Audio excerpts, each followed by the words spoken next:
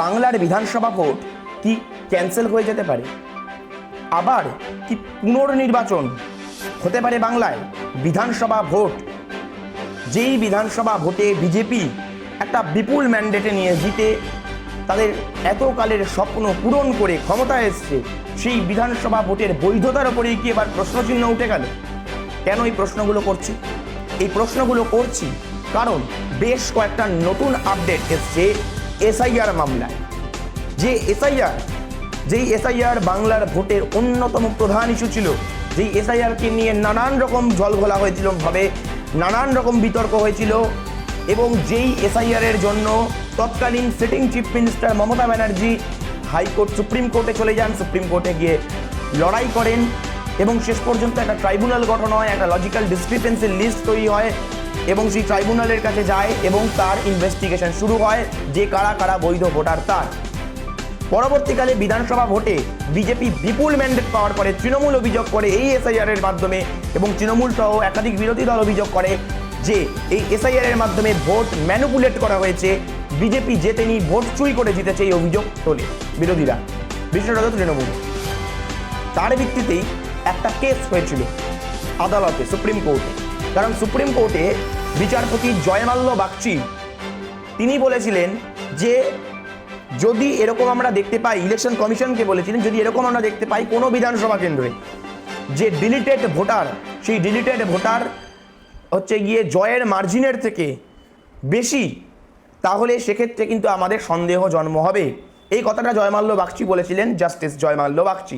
আর এই বিষয়টাকে আধার করে, এই পর্যবেক্ষণকে আধার করে সুপ্রিম কোর্টে পিটিশন ফাইল করে এবং সেই মামলা শুরু হয় যে আমাদের রাজ্যে বিধানসভায়, পশ্চিমবঙ্গের বিধানসভা ভোটে বহু এমন বিধানসভা আছে যেখানে ডিলিটেড ভোটার্স, যে ভোটারে জয়ের যে মার্জিন তার থেকে অনেকে বেশি, তো বিধানসভা ভোট বাতিল করা হোক, বিধানসভা ভোট ক্যান্সেল করা হোক, এই আবেদন ওঠে।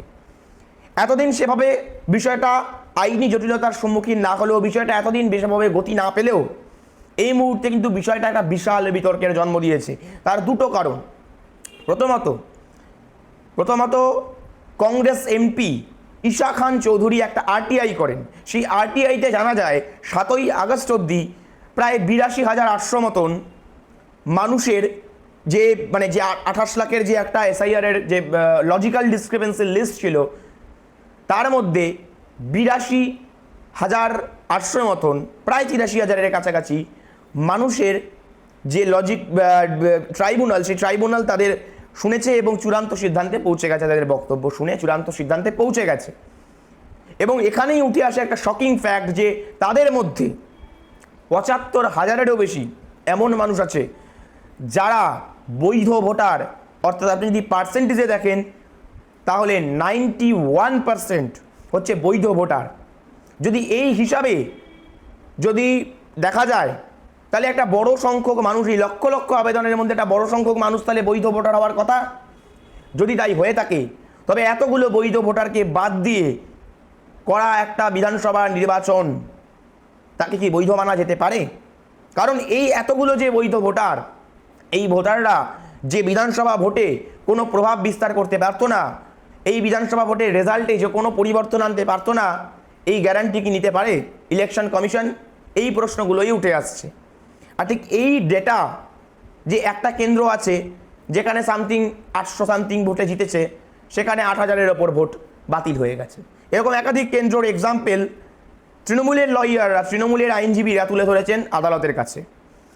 তখন আদালত জানতে চেয়েছে, চিফ জাস্টিস সূর্যকান্ত তিনি জানতে চেয়েছেন যে এটা কি হতে পারে যে এই কারণগুলোর বেসিসে আমরা একটা ইলেকশনকে পুরোপুরি বন্ধ করে দেবো, একটা ইলেকশনকে বেআইনি ঘোষণা করে দেবো, এটা কি করা যায়? এই প্রশ্ন করেছেন।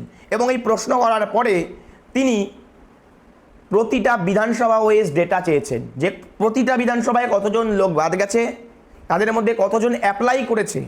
কারণ বাদ যাওয়াটা শুধু বড় কথা নয়, বাদ যাওয়ার পরে কতজন তারা নিজেরা মানছে যে আমরা ভারতের নাগরিক বা আমরা এই ভোটার লিস্টে থাকার যোগ্য, কতজন অ্যাপ্লাই করেছে ট্রাইব্যুনালের কাছে, সেই পুরো বিধানসভা ওয়াইজ ডেটাটা এবার ইলেকশন কমিশনের কাছ থেকে চেয়েছে সুপ্রিম কোর্ট।